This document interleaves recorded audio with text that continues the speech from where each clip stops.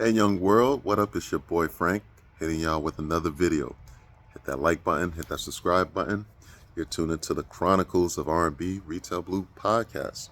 So without further ado, give you an episode of what wound up taking place yesterday. So as you can pretty much tell, I'm off right now, and don't worry, I'm not inside of a damn airplane hangar. I'm pretty much at the dog park right now with my dog. So yesterday, wound up having a customer over the phone.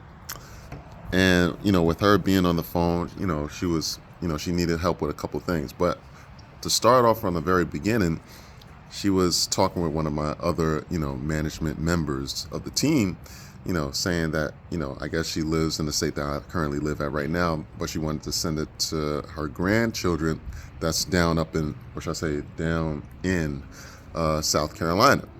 So he was on the phone with her for at least maybe half an hour, maybe 40 minutes before I came back from lunch. And then he had to pretty much wind up leaving, for exit interview, that sort of thing and stuff like that, with school. So passes the phone to me. I started talking to her, talking with her. And at that moment in time, I was probably on the phone with her. I was on the phone for a good while. I want to say it was damn near an hour. Now, mind you, I may not have the best coverage in the world as far as people who work for me, whether it's because restricted payroll, they're in school, that sort of thing. So I'm the only person pretty much that's on the sales floor, while the other two are in the, they're pretty much in the stockroom, taking care of stockroom things. So I'm on the phone with her for an hour, long and drawn. And I'm just tapping myself I'm tapping my foot, like Jim Jones, if you will. But just like this, tapping it. It's like, okay, why are we, get to the end point. She's giving me this whole drawn out story. Damn near long stroking, if you will. But I'm just thinking to myself, I'm like, lady, come on. Like, I get it, And mind you, she says she's from where I'm from. If you see the fitted, you know exactly where I'm repping and where I'm from. But she kept going on and on. And she said, oh yeah, I'm from there too. And I'm just thinking to myself, nah, you from upstate, let it be known. NYC and upstate are two different things, but shout out to upstate as well. But at the same time, I'm like, lady, what exactly are you going for? What are you asking? Like, get to the point. She's asking for it. Does this, from the jacket that she's looking at, does it have a different type of feel? Do I think her grandchildren are going to be able to like it? That sort of thing. And mind you, she's online as well too. And I'm just like, I'm not yesing her to death to appease her, but I'm answering all the questions that I possibly can, that sort of thing. And mind you, I'm still going back and forth, trying to help customers as well too, ring them out, answering questions that they need, opening fitting rooms. It was a lot of things just as a whole going forward.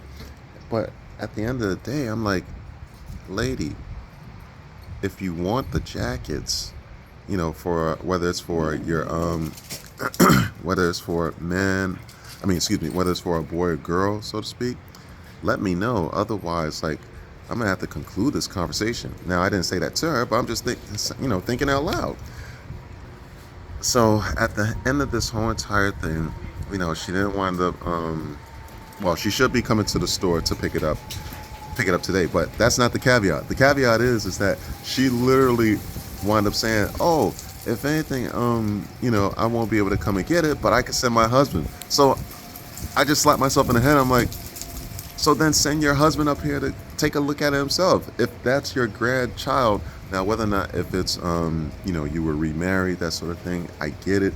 It might be your grandchildren, but not his, but it's his by default because he married you, that sort of thing. I get it. But if y'all married together and y'all have, the same child, and then that child had offspring, and that's your grandchildren together, then send him up there. Send him up there to actually come by it, get it, look at it, that sort of thing. Y'all two could have that conversation just as a whole, and I get it. She was older. She was much older. She's definitely grandma age. She told me that she's 92 years old. I'm like, okay, at the end of the day, I respect all my elders, people who are older than me. They have wisdom.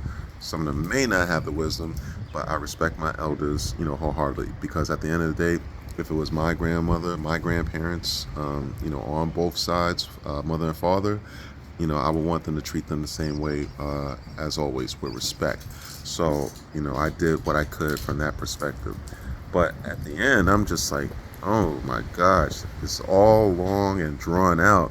Like, lady, what is the end result? What are we doing? Like, make it make sense. Like, okay, do you want me to put it on hold for you? Are you gonna come up and get it? Like, let me know something. Like, but I can't be talking with you, all hours of the day. Like, I got things I got to take care of. I got things I got to do. I got to follow up with certain things. And at the end, I just wind up putting one jacket on hold for her husband to come pick it up today. The things that we do in retail, and I gotta say, sometimes it could be a little bit taxing. All right, so guys, tell me what you think, in regards to this story that I just wound up telling you. Do you experience it in, your retail world? And even if it's not retail, whether it's the food industry, any type of industry that you think of, even if it's, in the back of the house, or even in the office, let me know your thoughts in the comments down below. All right, guys, once again, you're tuning into the Chronicles of R&B Retail Blue podcast. I'm your boy, Frank, and until the next video, guys, take care and enjoy. Peace, y'all.